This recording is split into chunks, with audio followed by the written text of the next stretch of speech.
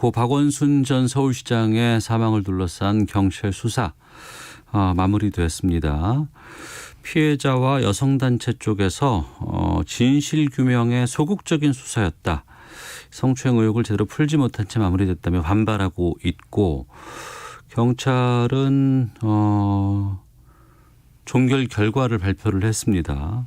또 이건 이제 검찰의 손으로 또 넘어가게 되는 상황이 아닌가 싶은데요. 이것 좀 정리해 보겠습니다. 김성환의 뉴스 소다 시사평론가, KBS 제일 라디오 시사의 진행자 김성환 씨와 함께하겠습니다. 어서 오세요. 네, 안녕하세요. 어제 이 경찰 수사 결과가 나온 거 아니에요? 네, 맞습니다. 좀 정리를 좀 해주시죠. 이게 사건이 지난 7월 8일 전직 비서가 박 전 시장을 고소하면서 시작이 된 거잖아요. 네. 경찰은 46명의 대규모 수사팀을 꾸려서 그동안에 크게 4갈래로 수사를 진행해 왔습니다. 박 전 시장의 사망 경위, 이게 이른바 변사 사건이라고 부르는 거예요. 그리고 성추행 의혹, 서울시 관계자의 성추행 방조 여부, 네. 그리고 2차 가해, 네. 이렇게 4갈래인데요. 박 전 시장 사망 경위와 성추행 의혹에 대해서는 사건의 당사자가 이미 사망한 상태잖아요. 그럼 공소권 없음. 네, 그렇게 결론이 났고요.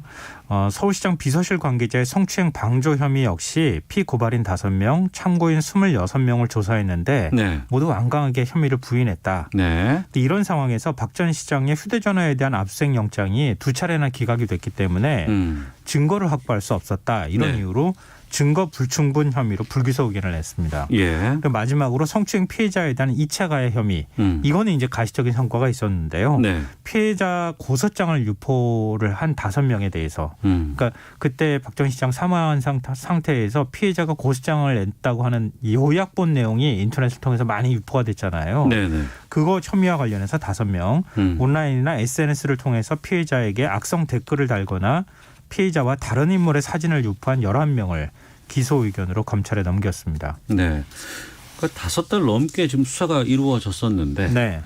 여기에 대해서 수사 성과가 좀 없는 거 아니냐, 너무 없다, 이런 비판이 나오고 있다고요? 결과적으로 보면 그런 비판에서 좀 자유롭긴 어려워 보여요. 어려워 물론 보인다. 이제 경찰이 수사한 내용을 시시콜콜 공개하기는 좀 쉽지가 않잖아요.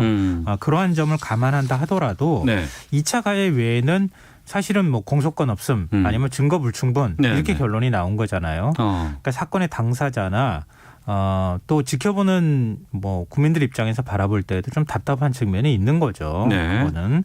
근데 피해자와 입장을 같이 해온 여성단체는 부실한 수사에다가 피해자는 삭제된 수사 결과다, 이렇게 얘기를 하면서 강하게 반발하고 있는데요.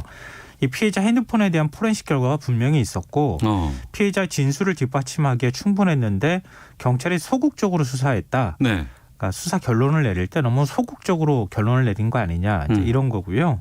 또 피해자와 참고인들 사이에 일치된 진술이 있었는지조차 확인해 주지 않아서 사건을 은폐하거나 회피하려는 세력이 마음대로 왜곡된 이야기를 펼칠 수 있는 바탕이 제공됐다, 이렇게 주장을 했는데요. 그러니까 피해자 쪽이라든가 피해자와 함께하고 있는 여성단체 쪽에서는 뭔가 진실은 있는데 이걸 은폐했다고 보는 건가요? 경찰에서? 아니요. 그렇게까지 얘기하고 있는 것은 아닌데요. 예. 경찰이 수사를 한 내용에 대해서 일부라도 공개를 했더라면 그러면 박 전 시장 뭐 여성단체 입장에서 볼 때는 박 전 시장이 성추행을 했다고 보는 거니까 그럼 그 내용이라도 밝혀줬다면 네. 박 전 시장 성추행 혐의와 관련되어 있는 논란이 어느 정도 정리가 됐을 것이고 중간 결과라도 냈었어야 한다. 예, 그렇다면 지금 2차 가해나 이렇게 얘기하고 있는 사람들, 박 전 시장이 그런 일을 하지 않았다고 생각하는 사람들이 뭘 피해자를 비난하거나 이런 행위가 중단될 수 있지 않았겠느냐, 이런 아쉬움을 얘기한 겁니다. 예. 그런가 하면 성추행 방조 혐의를 받았던 오성규 전 서울시장 비서실장은 입장문을 냈는데요. 네네. 경찰 조사에 의해 고소인 측의 주장이 거짓이거나 억지 고소 고발이었다는 점이 확인이 됐다. 그러니까 오히려 고소한 쪽에서 억지 고소 주장이 거짓이다, 뭐 이런. 맞습니다. 그러니까 경찰 수사 결과를 보면 무혐의 판단을 한 거잖아요. 네네. 그러니까 성추행 방조를 기정사실화해서 공개적으로 허위 사실을 주장한 사람과 조직에 대해서는 엄중한 법적 책임을 물을 것이다, 이렇게 얘기를 했어요. 그러니까 무혐의 결론이 나오면 그럼 법적으로 나는 무혐의인데 왜 그동안에 나를 그렇게 비난을 했느냐, 또 서울시 비서실 관계자들을 왜 방조했다고 그렇게 비난했느냐, 그 부분에 대해서 그 얘기에 발단을 제공한 여성단체나 피의자 측을 상대로 해서 법적 대응을 하겠다, 이런 얘기를 한 겁니다. 이 사건이 발생하고 나서 상당히 혼란스러웠잖아요. 네, 그리고 그렇죠. 피해자 쪽도 그렇고 또 박 시장 측이라고 뭐 말씀하면 어떨까 모르겠습니다만 양쪽 다 실체를 밝혀달라고 다들 얘기를 했었어요. 그리고 5달 동안 수사가 이루어졌었는데 네. 끝나고 발표가 났습니다만 지금 김성호 평론가께서 정리해 주신 내용을 들어보면 어느 한쪽도 만족하는 결과를 못 얻었다는 거 아니겠습니까? 네, 그거는 맞습니다. 어. 근데 이제 여기서 끝나는 것이냐? 예. 그거는 이제 아니라고 하는 건데요. 경찰 단계의 어떤 수사만 끝난 것이고 예. 사건을 송치받은 검찰이 다시 수사할 수가 있거든요. 그러니까 경찰에서는 공소권 없음 그리고 불기소 처분으로 해서 검찰 쪽에다 송치를 했는데 네, 이걸 검찰에서 다시 들여다본다. 네 맞습니다. 그러니까 검찰에서 다시 들여다봤을 경우에 네. 이거는 왜 경찰이 이런 판단을 했을까? 이렇게 판단할 수 있는 부분들도 있을 거고요. 네. 또 수사 단계에서 피의 사실 일부가 바깥으로 나올 가능성이 있는 거죠. 그렇게 하면서 벌써부터 얘기가 흘러나오고 있다는 겁니다. 뭐가 나오고 있어요? 네. 그러니까 성추행 피소 사실을 외부로 유출한 사람이 시민단체 직원이었다. 이런 사실이 오늘 공개가 됐어요. 그래요? 네. 이게 이제 배경이 있는 거잖아요. 예, 예. 좀 한 5개월 전 얘기니까 먼저 그 발단의 과정을 좀 말씀드리면 7월 13일이었습니다. 네. 피의자 측 법률 대리인인 김재림 변호사와 여성단체 관계자들이 첫 기자회견을 열지 않았습니까? 네. 이미 박 시장은 사망한 상태였고요. 이때 김재림 변호사가 증거 인멸 등이 우려돼 경찰에 각별한 보완을 요청했었다. 네. 근데 박 전 시장 사망한 걸 보면 그 보완이 지켜지지 않은 것 아니냐 이런 의혹 제기를 했었고요. 예, 기억납니다. 네. 이미경 한국 성폭력 상담소장은 서울시장의 지위에 있는 사람에게는 본격 수사가 시작되기도 전에 예. 증거 인멸의 기회가 주어진다는 점을 목도했다. 이런 상황에서 누가 국가 시스템을 믿고 위력에 의한 성폭력을 고소할 수 있겠느냐 이렇게 얘기를 했단 말이죠. 그러니까 그 고소 사실을 박 시장 쪽에서 미리 파악을 했다라는 부분이 그렇죠. 문제가 됐었고 이것 네. 때문에 증거를 인멸하려는 시도가 있지 않았을까라는 것 때문에 화가 났던 거 아니에요? 네, 그것 때문에 사실은 박 전 시장에 대한 책임을 묻기도 전에 당사자가 이미 사망하는 일이 발생했다. 네. 근데 위력이한 성추행은 권력관계라고 하는 것이 있는 것인데 당사자가 대응할 수 있는 상황이 된다고 하는 것은 굉장히 심각한 문제가 있을 수 있다. 이런 문제 제기를 한 건데요. 네. 이후에 야권에서 경찰에 보고를 받은 청와대 측이 박 전 시장 측에 미리 알려준 거 아니냐 뭐 이런 의혹 제기하고 정치적으로 굉장히 시끄러웠잖아요. 네. 또 김 변호사가 경찰에 고소하기 하루 전에 서울중앙지검 유모 여성아동범죄조사부 부장검사에게 네. 면담을 요청했는데 돌연 약속을 취소했더라. 이 사실을 또 공개하는 것 때문에 맞아요. 기억납니다. 예, 검찰이 또 알려준 거 아니냐 이런 얘기까지 나왔거든요. 예. 근데 서울 북부지검이 오늘 고소 사실을 외부로 유출한 당사자가 시민단체 직원이었다는 사실을 공개를 했습니다. 시민단체 직원이었다. 네. 그러니까 정확하게 말씀드리면 대표였다는 거죠. 이 과정을 좀 설명드리면요. 오늘 예. 공개됐던 내용을 좀 정리를 해보면 이게 행간에 굉장히 많은 내용이 있기 때문에 제가 천천히 좀 말씀드릴게요. 예. 피해자가 경찰에 고소장을 접수하기 하루 전입니다. 네. 7월 7일 오후 2시쯤에 피해자 측 법률 대리인인 김재림 변호사가 평소 알고 지내던 시민단체 대표에게 연락을 했답니다. 네. 그러니까 박 전 시장을 상대로 고소를 할 예정이니까 좀 도와달라. 네. 이렇게 얘기를 했다고 하는데요. 이 시민단체 대표가 또 다른 시민단체인 한국여성연합의 대표에게 연락을 했다 그래요. 그리고 다음 날 그러니까 8일이죠. 네. 이 대표가 같은 단체의 공동대표에게 그러니까 같은 시민단체의 공동대표들이 여러 명 있잖아요. 예. 이 공동대표에게 이 사실을 알렸습니다. 약 10분 뒤였는데요. 이 공동대표가 바로 민주당 남인순 의원에게 전화를 했답니다. 네. 그러니까 남 의원은 통화 직후에 임순영 서울시 특별시장, 그러니까 서울시장 젠더 특보에게 임순영 특보가 어딘가 외부로부터 연락을 받고 그 다음에 박 전 시장한테 얘기를 했던 거 아니냐 이 얘기가 많이 나왔었잖아요. 네네. 그게 남인순 민주당 의원이라는 얘기인가요? 예, 남인순 의원 시민단체 관계자로부터 얘기를 들은 남인순 의원이 임순영 특보에게 전화를 해서 네.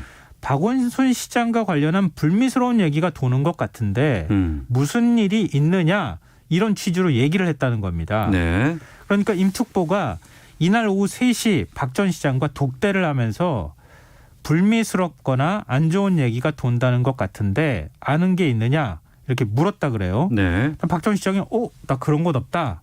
이렇게 얘기를 했다고 하는데요.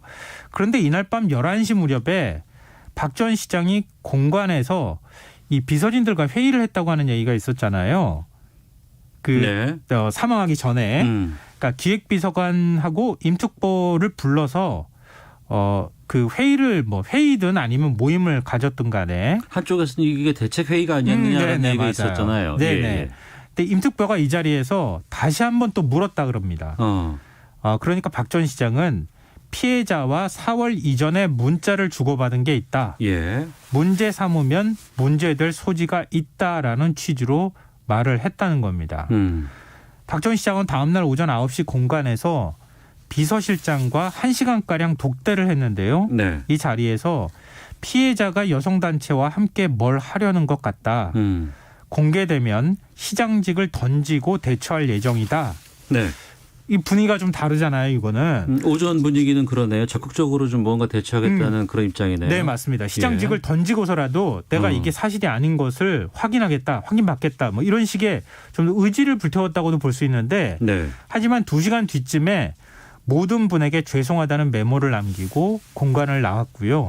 오후 1시 40분쯤 독대한 비서실장에게 전화를 해서 이 모든 걸 혼자 감당하기 버겁다라는 말을 남겼고 네. 3시간 뒤에 휴대전화 신호가 끊겼다고 합니다. 근데 또 주목할 만한 그 내용이 하나가 더 있는데요.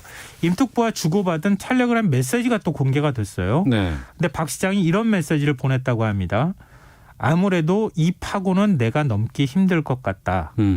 너무 많은 사람들에게 면목이 없다. 네. 얼마나 나를 도와줬는데. 이런 메시지를 남겼다는 겁니다. 근데 이제 문장이라든가 글자 하나를 본다고 그러면 어떻게 해석하느냐에 따라서 다 달라질 수 있는 내용 같아서. 그렇죠. 그게 사실은 문제입니다. 피해자 측은 성추행 문제, 여성단체 측도 성추행 문제에 집중하고 또 권력관계라고 하는 특수한 관계 속에서 이루어진 성추행 문제다. 이렇게 보고 있는 반면에 박 전 시장이 무고하다라고 하는 측에서 주장하는 것은 박 전 시장이라고 하는 인간을 자꾸 보는 것 같아요. 네. 그분의 인격이나 이런 것들을 볼 때 그동안의 삶을 볼 때 이런 일을 할 것 같아 보이지는 않는다. 여기에 이렇게 초점을 맞추다 보니까 양쪽의 주장이 좀 엇갈리고 있는 상황이 아닌가 싶습니다. 근데 어찌됐든 간에 이렇게 과정이 한번 공개가 되면 여성단체나 김재련 변호사가 너무 초기에 의혹 제기를 이 부분에 대해서 과정에 대해서는 좀 잘못한 거 아니냐 이런 비판에서는 자유로울 수 없을 것 같고요. 대신에 내용상으로 볼 때 박 전 시장이 뭔가 분명히 인지하고 있었던 게 있었던 것 같다. 이거는 알 수 있는 것 같습니다. 근데 이렇게 되면 더 추측이라든가 더 여러 가지 판단이 나올 그럴 수밖에 가능성이 없거든요. 있죠. 앞서 말씀하셨던 실체를 것처럼. 밝힐 수 있는 상황들이 더 있을까요 앞으로? 사실 검찰이 수사를 다시 해서 검찰 단계에서 다시 한번 수사 내용을 공개하는 방법이 있을 수 있을 것 같고요. 오늘 이 지금 과정 공개된 거 말씀 제가 드렸던 것처럼 검찰 단계에서 이런 내용이 더 흘러나올 가능성도 있습니다. 그런데 그동안에 사실이 전체 그림이 아니라 일부 사실이 공개가 됨으로 인해서 더 혼란이 발생했던 측면이 있잖아요. 네. 그래서 주목할 수밖에 없는 게 국가인권위원회 직권조사 결과입니다. 근데 여기 수사권 없잖아요. 수사권은 없지만 발표할 수 있는 내용은 오히려 그 수사기관보다 훨씬 더 자유롭게 발표할 수 있다는 거죠. 알겠습니다. 내년 1월쯤경에 공개를 할 것 같다고 하니까 좀 지켜보시면 어떨까 싶습니다. 김성환 시사평론가와 함께했습니다. 고맙습니다. 네, 고맙습니다. 예, 자 시사본부 마치겠습니다. 내일 올해 마지막 날 뵙도록 하겠습니다. 안녕히 계십시오.